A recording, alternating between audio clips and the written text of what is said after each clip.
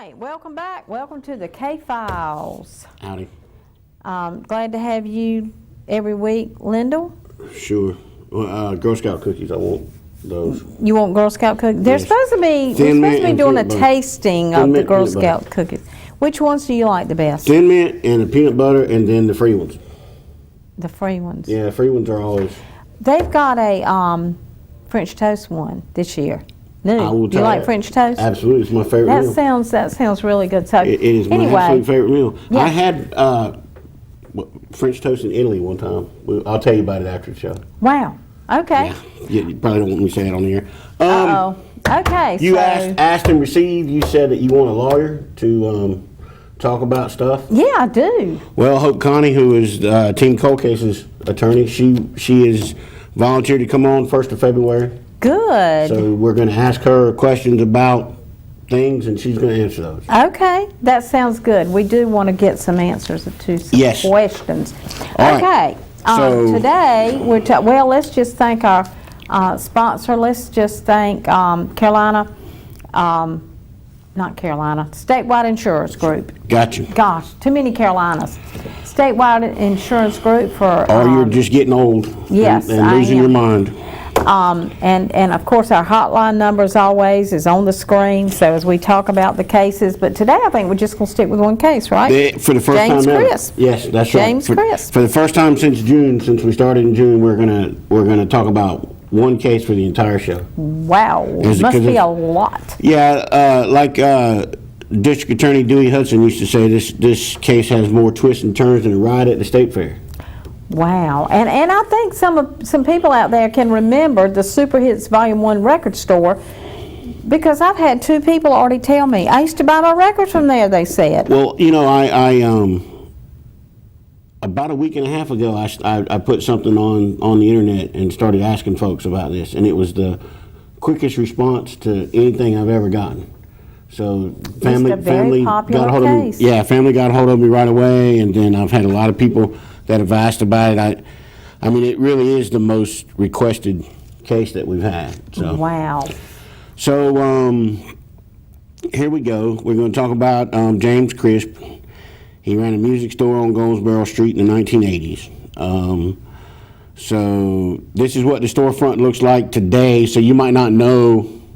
Took that picture the other day. That's what it looks like now, right? So you might not know. We got a picture we're going to show later of what it looked like back then. But that's, you know, if you're in downtown Wilson, that's what the music store looks like now. Okay. So the one with the glass is not the, I don't know what that red wood is or whatever that is. Okay. Is that red, brown? I'm colorblind. I don't I think know. it's brown. Anyway, it's the one with the glass front right there, storefront right there.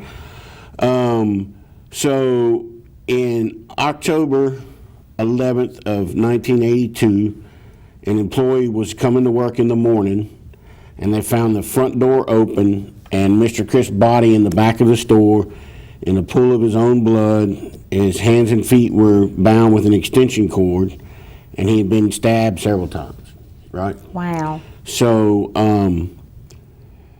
you know, I'm not on this show for my good looks. I actually know things. Extension cord tells to me, I mean, that's a rough way to tie someone up. It's not easy to tie extension cord. It's thick, No, it's rubbery, it's not. right? So, I went to the scene one time where a guy had tried to hang himself. Well, actually, he was very successful in hanging himself with an extension cord from a tree. And I guess he had changed his mind at some point Right. because he tried to cut himself loose and it didn't work. This reminds me of the Jeff Cobb case in that this is something, you don't take an extension cord Right. to, you know, Exactly. a location to kill somebody. Unless you're the or extension to tie cord. somebody Unless up. you're the extension cord killer, you don't. You know, you find that on location. Exactly, just like in the Jeff Cobb case, he was stabbed with a screwdriver. Yeah. More than likely a Something screwdriver from else his you don't own bring. garage. Right. So I also covered a investigation of a trial. It was the first murder trial I ever covered, almost 18 years ago. And the guy had he had picked up a waitress from a restaurant, and he had strangled her to death with an extension cord in his house. And he left her body in the bathroom for 3 days while Wow. he went to, you know. And then when the cops finally figured out who it was, and as they were coming down the street, he met them. He was sitting on his front porch smoking a cigarette. So I mean, I guess he was getting one last smoke in before jail. He had an extensive criminal record, and he probably knew there ain't a lot of cigarette smoking going on in jail. But again, extension cord, it was not something that he planned on doing, because there's so many other things. There's zip ties, you're going to tie somebody up, rope, zip ties. Show up at the Capitol with zip ties. I mean, whatever. There's things that you can have. That sounds more like things that you would bring. Right. So the extension cord is a last minute, you picked up on it. It's a last minute thing, right? And it shows to me it's either inexperience or unpreparedness. Right. And it'll fit as we get into the suspects in the case. We'll see that it was all of the above. Really. Right. So, Mr. Crisp was a really popular guy, and he was well liked, wasn't he? Absolutely. I mean, the people came from. The store was in Wilson, like you said earlier. People came from Rocky Mount. They came from Goldsboro. They came from Greenville. Yeah, because these two people I talked to were from Rocky Mount. Right. They came from all around because they wanted to. He ran a popular record store. Right. And back then, that's where the action was at. I'm old enough to remember those days. The record store in the town I grew up in had a pinball machine.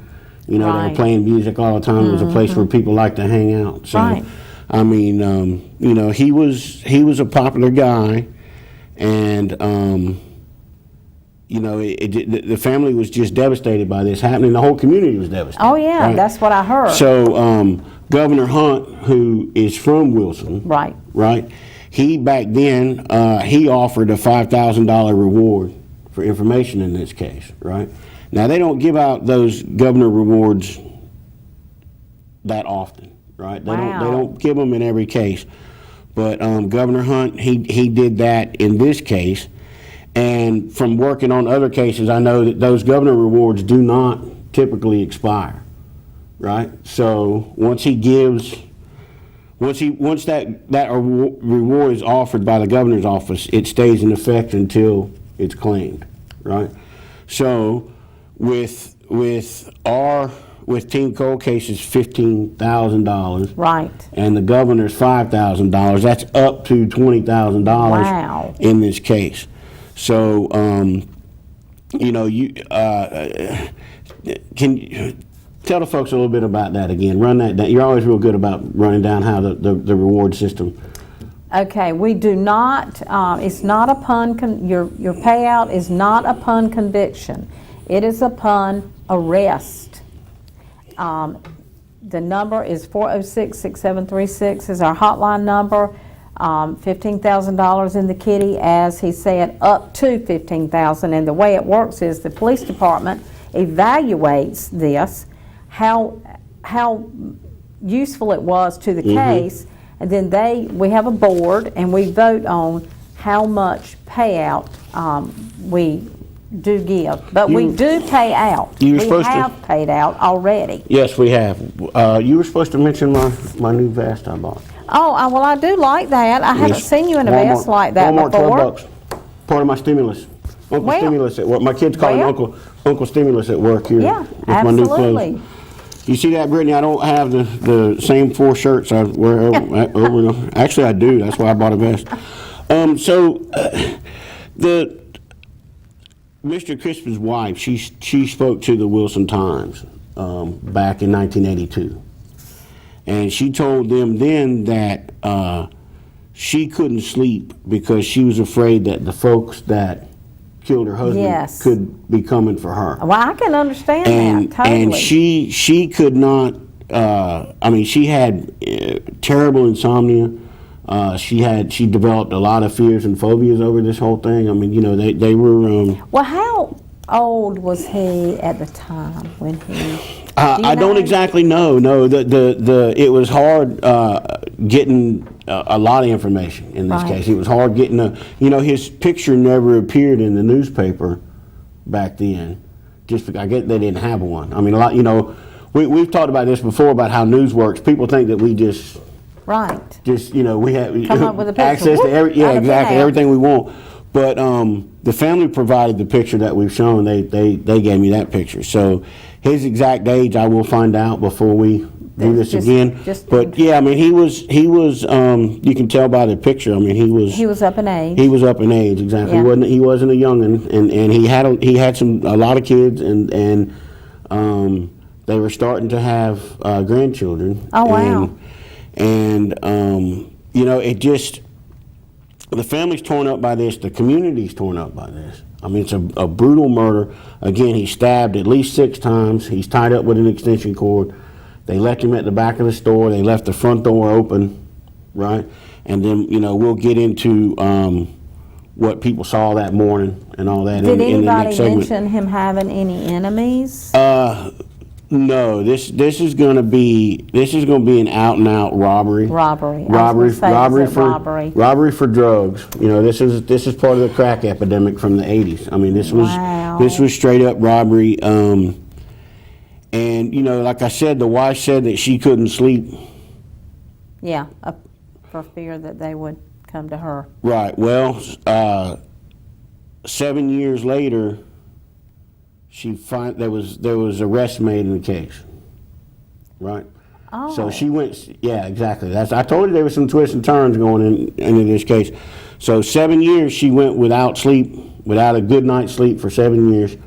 Then there were some arrests made, but things didn't. We're talking about it today, right? So things didn't quite go the way people had hoped. Wow. And we will pick up with that. Is it time? What's the time? Not quite. Where's the clock? Right there. Where? Why is it down there? You broke the thing? You broke the stand that goes on?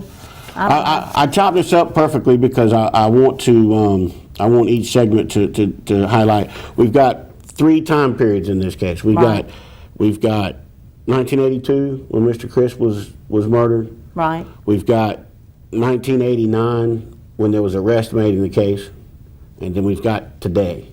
Right. So I want to kind of divide that up.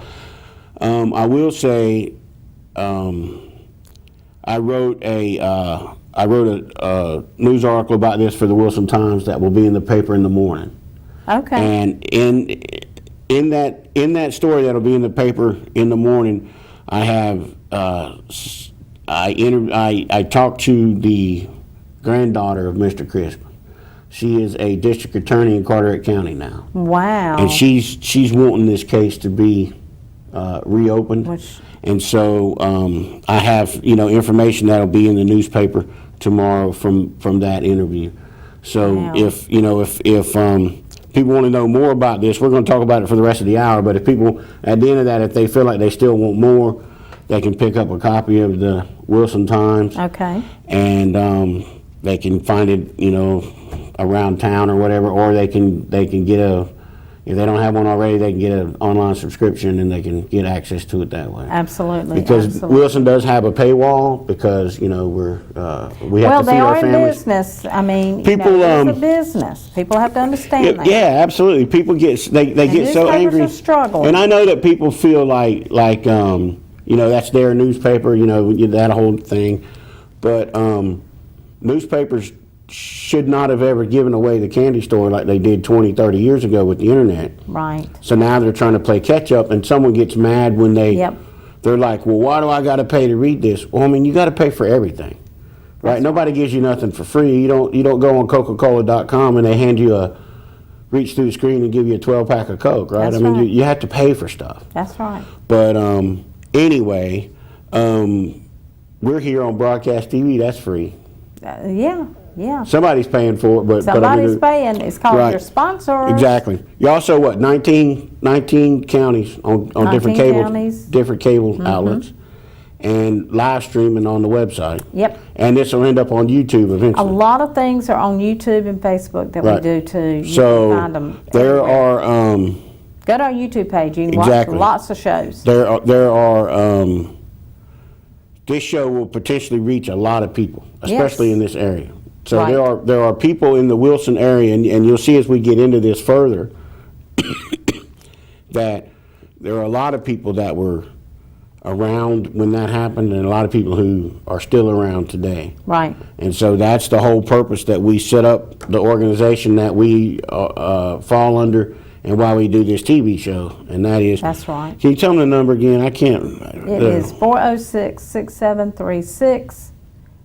If you know anything about this case. Are these lights brighter than usual? They are a little bright today. That's fine. I just They are a little bright. I'm trying to be more observant of things. Yes, they are. But I can't read without my eyeballs on. So what was that number again? 406-6736 is the hotline number. If you know anything about this case, please let, there's Team Cold Case, which is the nonprofit umbrella. That's right. That the K-Files falls under. Right. So if I mean, for folks who are tuning in and don't know, we when we decided to do this show, we do this show separately from that, but at the same time, they are the system that pays for the rewards, raises the reward money, pays out the rewards. They are. And so, we belong to that organization. Yes, we do. And it works. It's already worked once. That's right. So I think it'll keep going too. I think we'll see some more results. Yes, we want it to work again because we want to solve some crimes and get people off the street. Yes, absolutely. And give closure to families. That's what we're all about. Yes. I want that door to open so we can go to break, because I know. Well, I'm running out. I'm going to start talking about Girl Scout cookies Well, again. you've got some more to talk about. We'll go ahead and go to break now because we came in early. There we go. On the show, so we'll go to break. I knew my timing was off. It's all your fault, Sandra. I know. Well, we'll come back in just a few minutes and we'll find out more about James Crisp and the Super Hits Volume 1 record store.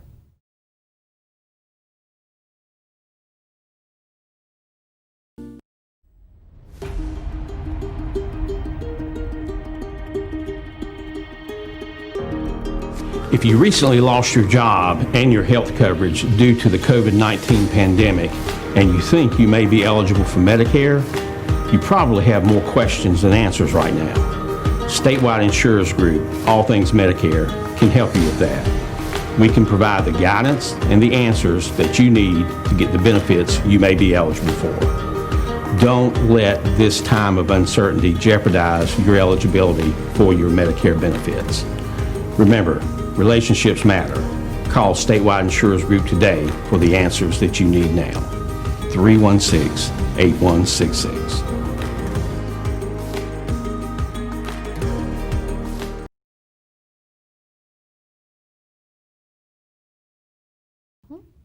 And welcome back. Well, James Crisp is who we're talking about. He ran the Super Hits Volume 1 record store at 121 South Goldsboro Street in Wilson. On October 11th, 1982, there he is right there. There's a picture. Looks like such a nice man.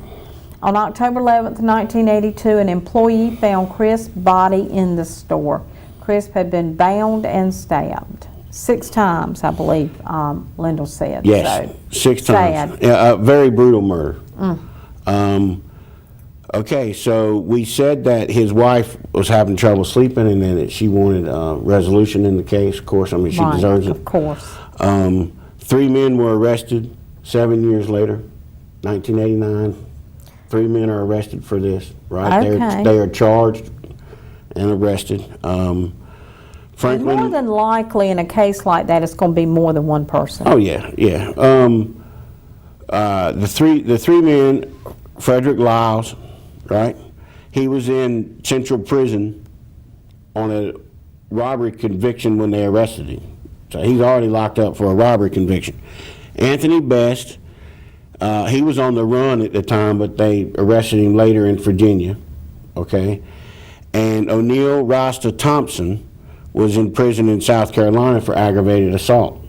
But they were out. No, they were in prison. What? I don't understand. It's 7 years later, Sandra. They committed crimes in between from the time that they allegedly from the time that they allegedly killed Mr. Crisp. They went on to commit other crimes. Of course. 2 of them were arrested and convicted. One of them was locked up in Central Prison in Raleigh. Okay. And one of them was locked up in South Carolina. Okay. One of them on a robbery charge.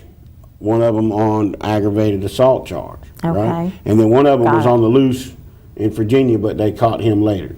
Right? Okay. So that's Frederick Lyles, Anthony Best, O'Neill, Rasta, Thompson. Okay. Okay.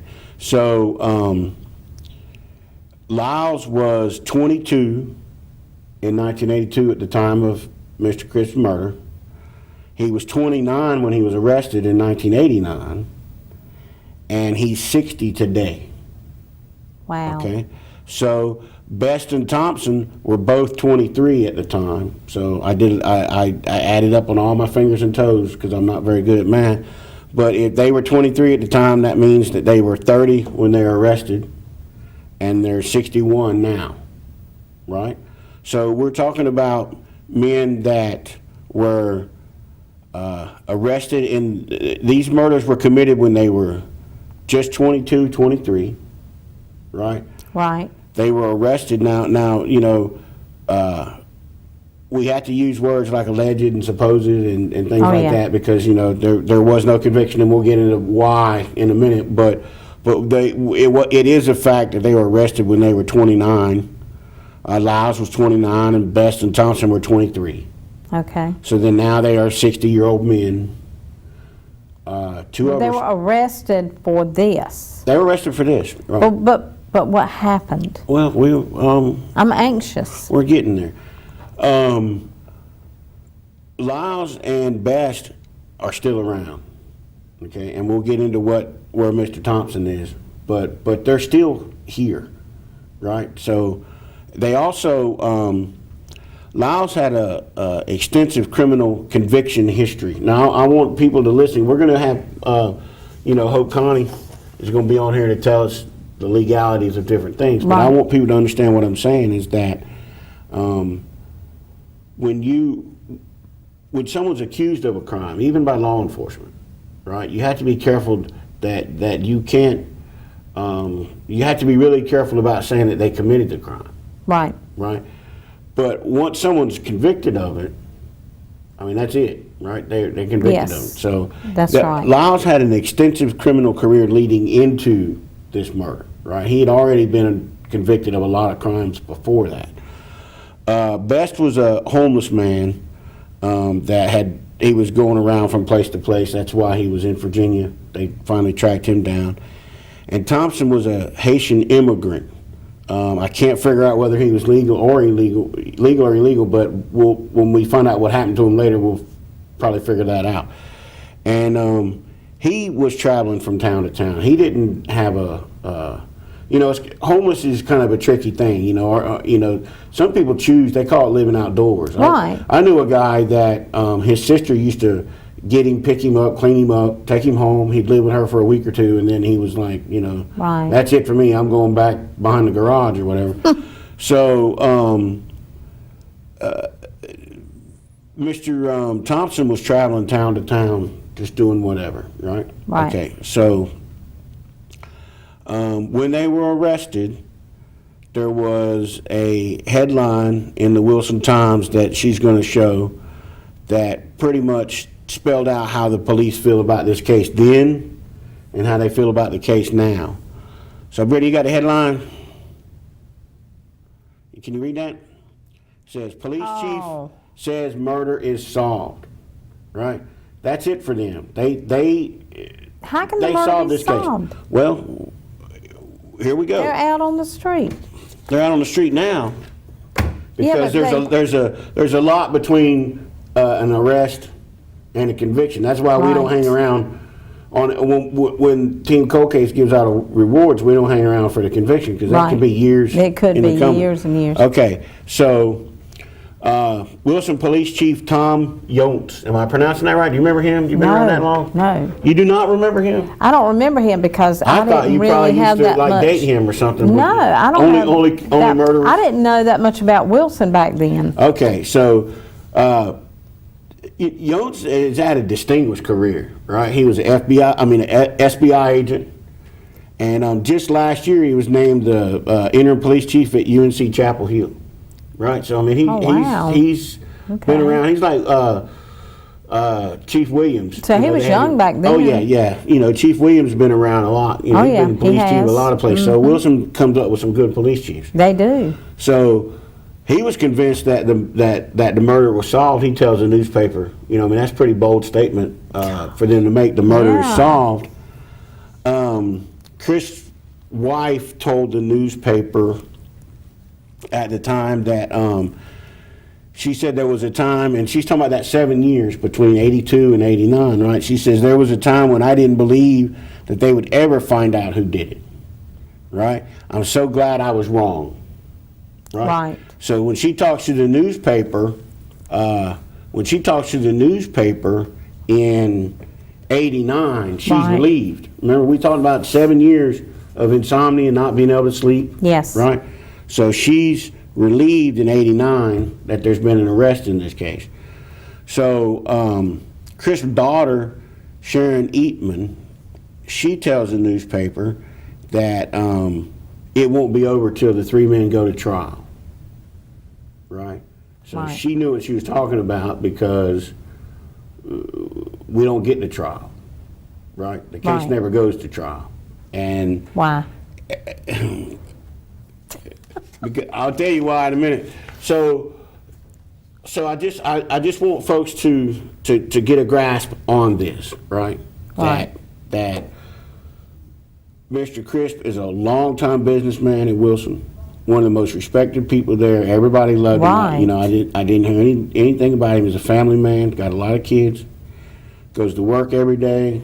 You know, he's doing what he's supposed to do. Right? Allegedly, three guys wanting drug money forced their way into the store, tie him up with an electric cord, probably tortured him to find more, you know, trying to figure out where the money is in the store.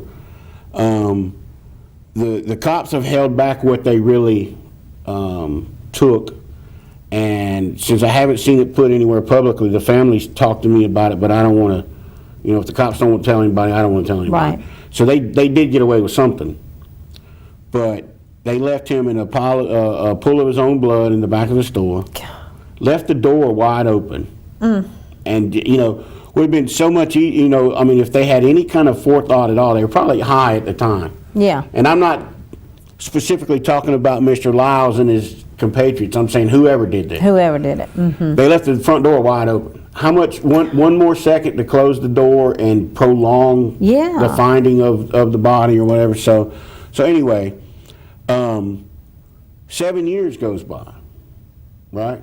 And they're working this case for 7 years. 7 years goes by, nothing. And then all of a sudden they announce that they've arrested three guys. I've been involved in cases like this where an arrest comes. I was instrumental in one case where an arrest came 40 years later, right? So the family is just relieved beyond belief, you know, just beyond expression. They're relieved, and then they get the rug pulled out from under them, you know. And I'm not going to get a lot into what the granddaughter said because folks can read that in the newspaper. But I got a day job. Right, I know you do. Soon to be professor here at the college, but right now I got a different day job. And but what I will say that, you know, she became a criminal prosecutor because of her grandfather's death. Now, he died before she was born, but you can imagine in a tight family like that, she grew up hearing about her grandfather's murder every day, probably. You know, so that shaped her. That shaped her life, and that she's now a assistant district attorney down at the beach. So, I'm going to get into the details of why this didn't. The John Covelo, who was the assistant district attorney at the time, he went on to be a judge. Who I know very well. Right. You know, he said that the evidence, and he was a DA at the time, a prosecutor at the time, and he would go on to say that the evidence didn't pan out. So, you know, we'll talk about in the last segment why the evidence didn't pan out. Wow. But I want to, Brittany, can you show the photo, the old photo of the store? I think I got it listed in segment 3. Yeah, put that up for. I'm getting a little ahead of myself, but I want people to see this. We showed what the store looks like today, right? And this is what it looked like then. This is in 1989, so this is 7 years. It's been closed for 7 years, right? Or I don't know how. It may have ran a little while after he was gone, but it was closed by the time the arrests were made. But you can still see where it says Super Hit at the top up there. And this picture appeared in the Wilson Times in 1989, and you can see from the other picture, you know, what part of the store it was and everything like that. There's something metaphoric in there somewhere about the death of downtown Wilson. You know, it's coming back now. Wilson's got a pretty vibrant downtown now, but they do. But in the late '80s, it kind of died out, and I wonder, you know, the literary major in me wants to find something to say that the death of James Crisp may have been the death knell for downtown Wilson. You know, because up until that time, downtown Wilson was happening. Then it went through a period in the '80s. Well, you know, I mean, crack destroyed a lot of downtowns in the '80s. So, you know, so there's that. And again, like I said, I'm seems like I'm plugging the paper a lot this week, but I mean, I really want people to get the rest of the story. Okay, so there was an arrest made 7 years after the fact in the murder of James Crisp, and then... So all 3 of these guys were arrested. Right, all 3 of them were arrested. They were charged with first-degree murder, right? So why are we talking about it now? And then that's what I want to share with folks. Okay, well, let's take our next break. Great. We'll do that, come back with weather, and we will finish up hearing about the details. I'm anxious to hear, Lindell, some more details about why they got off. We'll be right back.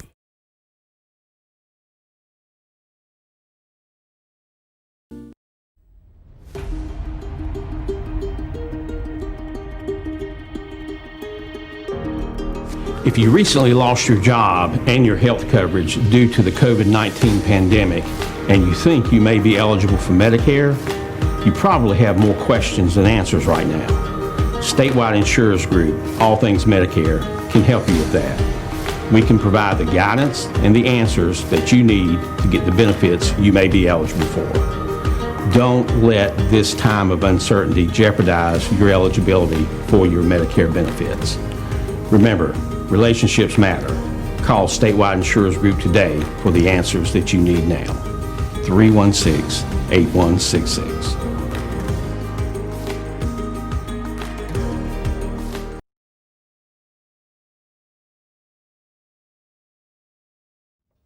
Okay, welcome back. Well, we're trying to get some good information from some information. I'm very curious now. You have piqued my interest.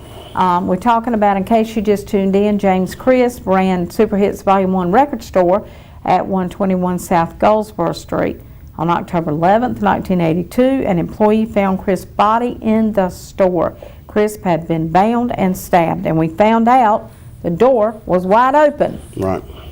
Okay, so the Wilson Police Department does a great job of listing unsolved murders on their website. Okay. Right, you can go back, they've got unsolved murders back decades.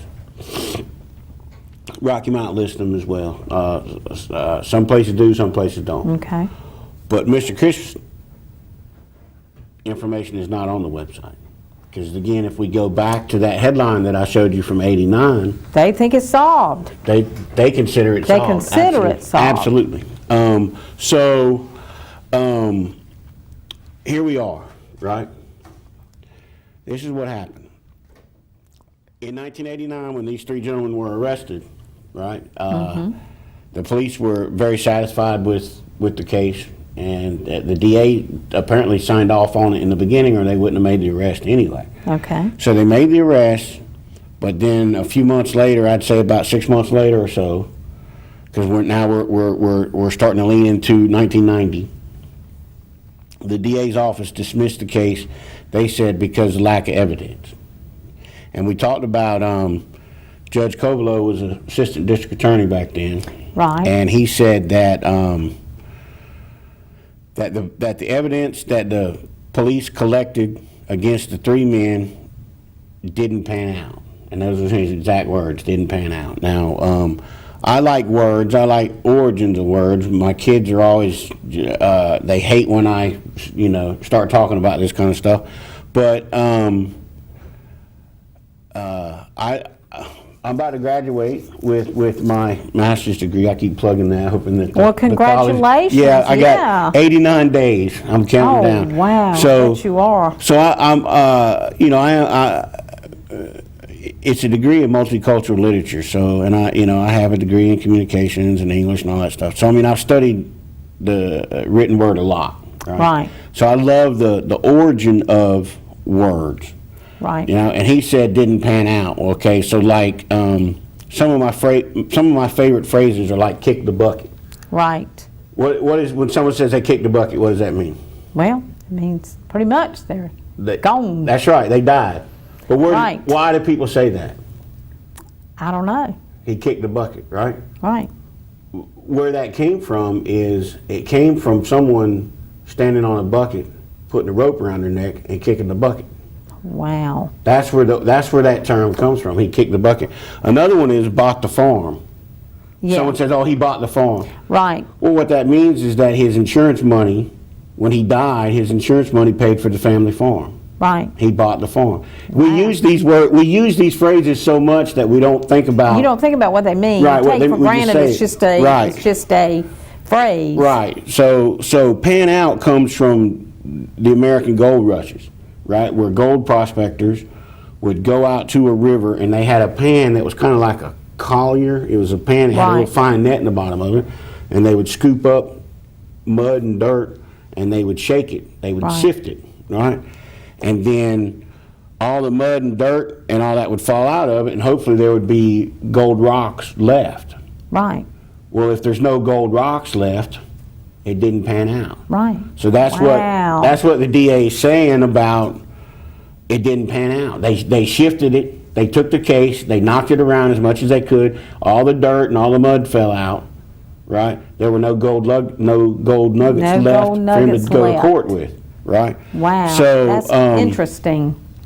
the biggest problem. Okay, so one of the biggest problems in the case is that they had a hair sample from the crime scene that they sent to the SBI lab in Raleigh, right? Right. Well, we're not talking about DNA. We're talking about hair samples. You understand what I'm saying? Like today, if you got a hair follicle, if you got a little bit of the end of it on there, you can get a DNA sample. There's also this, I'm gonna call it pseudoscience. Probably a lot of people get mad at me. It's not done as much anymore today because they just follow on the DNA. Right. But there are experts that study hairs, right? And they match But the hairs. bad thing and they about can take your hair. DNA They can take a hair and say, this matches her hair or whatever. Right. But it is not an exact science, right? It's not like a fingerprint, right? Right. There's nothing distinguishable in hair other than when you look at it under a microscope. It's like matching carpet fibers. Yeah. You know what I'm saying? It's not an exact science. So the crime lab says that the hair that they had didn't match any of the 3 suspects. So one, there's the question of whether it was done right or whatever. 2, it's a thing that's really not even used anymore with the advent of DNA. But then there's also, okay, so you don't have a smoking gun with the hair. But that doesn't rule them out either. I was going to say, why does, just because of that? Right. We talked about. I'm sorry. No, I mean. We talked about kids hanging out there. They're playing pinball. Yeah. They're listening to music, whatever. I mean, a lot of people in and out of that store, probably a lot of hairs. Right. So that can't be the only thing. Right. Okay. You're right. So the real issue, Covelo said, right, was that there was an eyewitness who said they would testify, right? And what that eyewitness saw was that they saw the men run down the street that morning at the time that Mr. Crisp was found dead, right? So they had a witness that said that I saw them run down the street. I'll testify. Well, when they got ready to do trial prep and take the case to trial, the witness said that he wouldn't testify. He or she said, I'm not going to testify. Oh, God. So we don't know why. We don't know if they were lying to begin with. We don't know if they got cold feet and backed out. You know, we don't know if they were intimidated. We don't know. I mean, you know. Well, even if you saw somebody running down the street, you've got to place them at the crime scene. Right. Well, I mean, that kind of, It kind of does, but it doesn't place you in the store. Well, they also had, a lot of another people run witness. down the street. They had another witness that was going to testify and put them even closer to the crime scene. But this witness was a prison inmate. And so Cobo said that he had zero credibility, was the words he used, right? So so when you lose everything else, when you lose the hair, you use the hair sample, you lose the other eyewitness, he don't want to go to trial with just a prison inmate's testimony, right? And we've talked about on this show many times before about lawyers want home runs. They don't want to go and take a chance. DAs and lawyers. A detective was quoted at the time as saying that the police would just have to live with the DA's office decision. So they weren't very happy about it. They thought they had a good case. They give it to the DA, it falls apart. But, you know, they thought they had a good case, right? Okay, so the family was confused and disappointed. And naturally. And at least one family member was quoted in the paper as saying, you know, why not just go to trial and see what happens? And I get that a lot. I feel like that a lot of times. I'm like, we talked about the Bullet Howard and Shannon Cleage case where the Jamaican immigrant, illegal Jamaican immigrant killed them in their home, and then they just would never go to trial with it. Well, if you go to trial, you stand a chance. If you don't go to trial, you stand nothing. That's right, absolutely. Okay, so the charges were dropped in 1990, right? Since then, Frederick Lyles arrested in a major drug case in 1994. He was arrested for selling drugs in 2004. And he was arrested for attempted, I'm sorry, let me backtrack. I used the word arrested. Let me convicted? Clarify. He was convicted. Okay, I was going to ask that. He was convicted in 1994 in a major drug case. He was convicted in 2004 for selling drugs. And he was convicted in 2012, which was only 8 years ago, which means he'd have been 52 years old, right? Wow. 52 years old, he's convicted of attempted break-in and entering, right? Okay, Anthony Best, right, the guy they found in Virginia, he was convicted in 1994 of break-in and entering and larceny, and he was convicted in 2004 of drugs again. Right. Just lifetime criminals. Right. Yeah, and you know that's an objective statement. That's not a subjective statement. You know, people say, oh, you know, I'm not judging anybody. I don't judge anybody. I mean, if people knew the types I have in my family, they'd know I don't judge anybody. But they are career criminals. They had convictions before this alleged murder, or the murder not alleged, before their alleged involvement in the murder, and they have convictions after the murder, right? Okay, so then we get to O'Neill Rasta Thompson. I'm glad I brought up Pretty Cat Johnson earlier, who killed Bullet Howard, and then they wouldn't prosecute him, and then he went to Jamaica, and he's sitting on the beach drinking mimosas now. You know, we said that O'Neill Rasta was from Haiti, right? He was turned over to federal immigration authorities, right, back in 1990. Okay.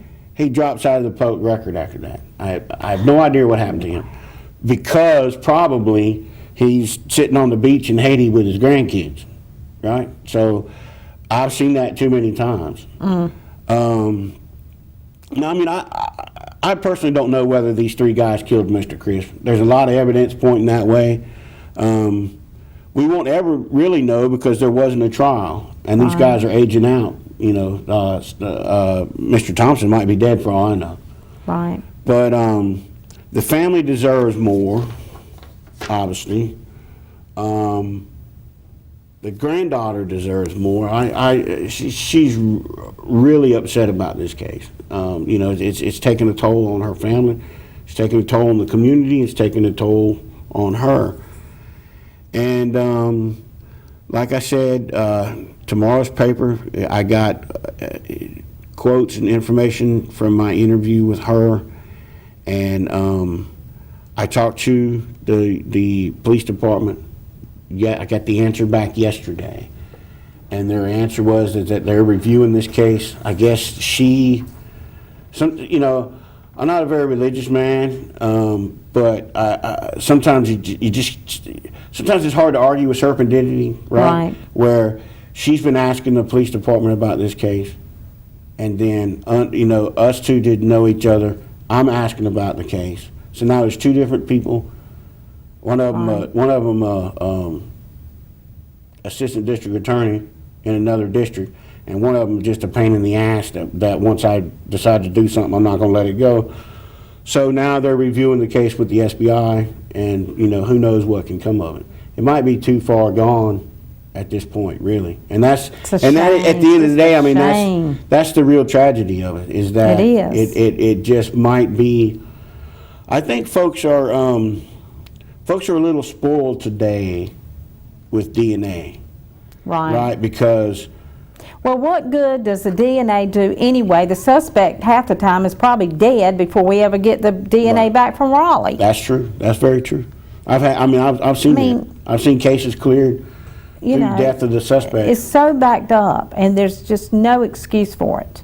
It is a problem. The crime lab has been a problem for a long time. Yes, it has, and it doesn't get any better with any district, any attorney general. And the problem is you can have private eyes. There's private eyes in the Crisp family that I'm going to hazard a guess. I don't like to speculate, but the same way that the granddaughter grew up to be a prosecutor, some of her cousins and whatnot are private investigators. So I wonder if that had something to do with it. But a private investigator can get DNA. Anybody can really get DNA results. You got to get the police to release it to you, right? Whatever. But I'm just, you can pay to have private tests done, right? But then again, that's private citizens paying for what the public should be doing, And we do need better DNA. Now, I talked to a law enforcement officer not long ago, and he'll know who I am when he listens to the show, and he says that there's better evidence out there than DNA, right? And he says that, and what DNA has done remember we were talking about the hair earlier, hair comparisons. Mm-hmm. They don't even do that anymore, really, because it's DNA or nothing. Right. He said that they used to have a guy at this police department that was an expert on paint, right? So if you found paint shivers in someone's shoes, he could figure out where the paint come from, and they could link it back to the killer. That's neat. Wayne Williams down in Atlanta killed all those kids down in Atlanta. Right. They caught him because rug fibers on the victims matched rug fibers in his house and in his vehicle. So there's all these different avenues of investigation that a lot of times DNA has squashed. And then also, because people that watch, and I know the cops watching will appreciate me saying this, because people watch Law and Order and Chicago PD or whatever, they expect every case to be wrapped up in an hour before, by the time the last commercial rolls. Law enforcement just shakes their head when you even mention those shows. Right. They just shake their head. And so when these folks who watch these shows, when they get to jury, and I've seen it many times, I've sat in on hundreds of criminal cases, criminal trials. Right. The first thing that the jury wants to know is DNA. Right? That's the first thing they want to know, folks. They want to know, is there any DNA case? They do. And the funniest thing about DNA, and we're going to get Hope Connie, we're going to get the councilwoman in here to talk about it. The funniest thing about DNA is DNA is circumstantial evidence. Right. People think that DNA is a slam dunk. No. DNA proves that one person's DNA is at this certain place, but it doesn't prove how it got there. That's right. In the Martha Moxley case, do you remember that? Yeah. The Kennedy, the scope or whatever his name was. Right. Yeah. He beat her to death with a golf club. I think they convicted him, and then later he got off or whatever. But first thing that he did when they started reinvestigating that case many years later was he went to the police and he told them that he went to her window and he masturbated outside her window. And the reason he did that was because in case there was any DNA in the case, Right. he had a reason, an excuse as to why it was there. Right. So I think people put a whole lot of emphasis on DNA. I think when so. we have been having trials and murder convictions for hundreds of years, thousands of years without DNA. And so it's not the end-all, be-all of law enforcement. Right. And I hope that the police don't review this case and say, oh, well, we don't have any DNA, so that's the end of it. Right. I You know, hope so. I helped on a case of a Marine that killed his friend over his girlfriend. Then he went on to be the police chief in that community. And 37 years later, I wrote about it. Eyewitness came forward that had been scared all these years, and they convicted that guy with the evidence that they had and the testimony from this eyewitness. First-degree murder, life in prison, no DNA at all, and a circumstantial case, because you just don't need DNA for a conviction. Well, we appreciate all of your effort on the James Crisp case. You did a lot of legwork on Well, you know, that. they say if you enjoy what you do, Yeah, that's right. And you we'll did finish a it for me. fabulous. If you enjoy what you do, Well, if you enjoy what you do, you're going to do it good. right? And they say do it well. They say, well, if you enjoy what you do, you never work a day in your life. That's right. And that's why I will enjoy teaching here at Wesleyan, because then I won't have to work a day in my life. Well, because I know you do I'm enjoy it. gonna bug them to death until I will. get a job or go somewhere else and make somewhere else better. Well, I know that you will do it. But the James Crisp case, if you know anything about it, 406-6736, please call the hotline. I know it's been years ago, but somebody knows something, so it's Absolutely. a shame that the family just thought they had an arrest. And there have just been- disappointed and cannot get closure on There this have been case. cases much older than this Yeah, that yeah. have been solved. Yeah, Recently, that's true. I just wrote about one in Johnston County not long ago. The case was almost 60 years old. Oh, wow. And they arrested somebody. So, you know, I mean, Wow.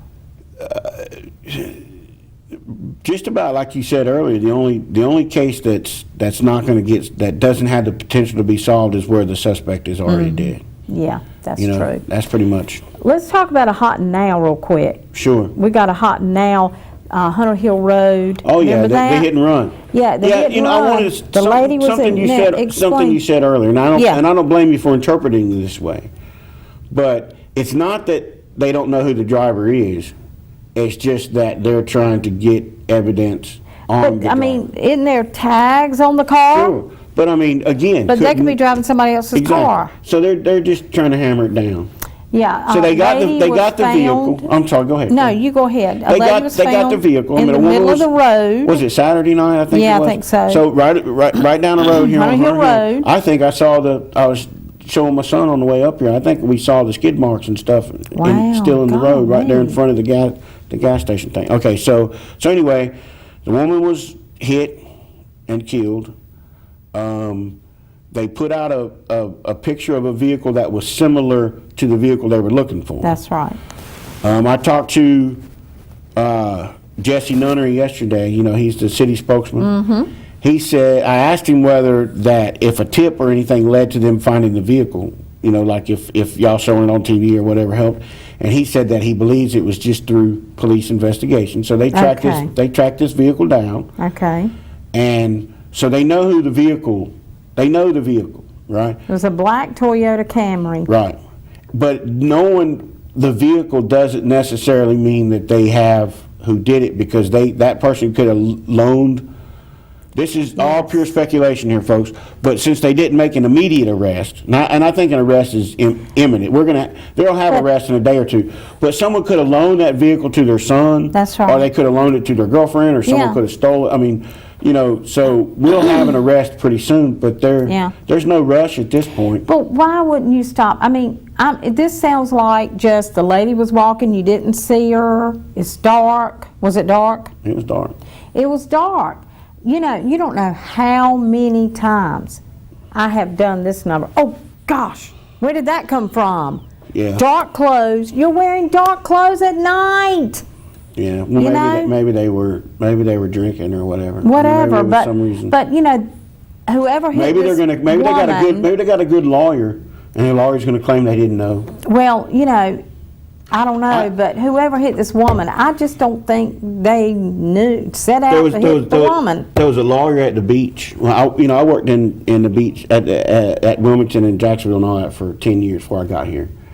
There was a lawyer there. His name was Popkin. His last name was Popkin. I can't for the life of me. I mean, if he ever sees this, he's going to kill me. I can't remember his first name. His last name was Popkin. I went to a rape trial, first rape trial I ever covered. And the lady was walking through the trail in the woods. A man raped her, right?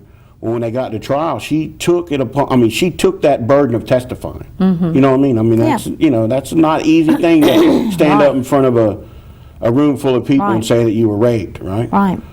Well, Mr. Popkin, when it was his turn on cross-examination, starts asking all these questions, and he says, did you tell me the truth? Did you smoke a cigarette with him afterwards? And she did. She said she was. Wow, that's it. She said that she was in shock, and she was just, and he offered her a cigarette. That's She it took for that. He turned to the jury during closing arguments, and he said, "So, a woman who smokes a cigarette after sex, does that sound to you like she was raped?" And the guy was acquitted. And the crazy thing about it was that it was in the park. You know what I mean? It wasn't at the guy's house. They were watching, listening to Barry, listening to Barry White or whatever. I mean, it was at the park, and he raped her.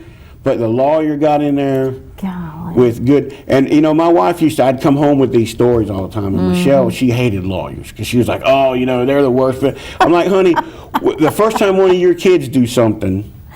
Oh, you're gonna love lawyer. Yeah, you're gonna love lawyers as soon as your kid's on the hot seat. And that's what America's all about. We all deserve the best legal defense that we can get. That's true. But hopefully this guy, whoever did this guy or girl, whoever hit this person, they got good representation because they're going to need it. Because I mean that hit and run's pretty bad. Hit and run is not good. I mean, shouldn't have happened that way. But if you know anything about that on Hunter Hill Road, 406-6736, call the hotline. You can collect some money. Yes. So anyway, that's all for today on the K-Files. Don't forget to watch your show. Yes. Well, I need a schedule so I can post I will give that to you today. Next week, the Rocky Mount Police Department will be here. Yes, they will. And they will have a case. Yes. And then Seafman. 2 weeks after that, our attorney will be here to discuss legal terms and tell people what's the deal. Right. And I'm sure she'll say this, but it's not legal advice. Lawyers always have to say that before they talk. That's right, they do. It's not legal advice, but she's just going to explain some things to us. Right. And I don't know what else is going on. Well, that's good, Linda. We appreciate all your efforts on the James Chris. Very good job. And we will see you back next week on the K-Files with Lieutenant Seafman. Get the Wilson Times tomorrow. Yes.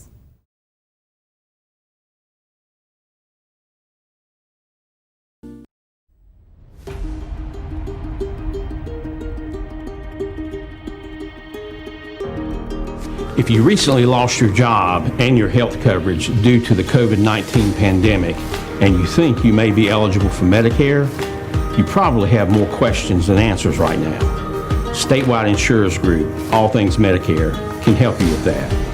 We can provide the guidance and the answers that you need to get the benefits you may be eligible for.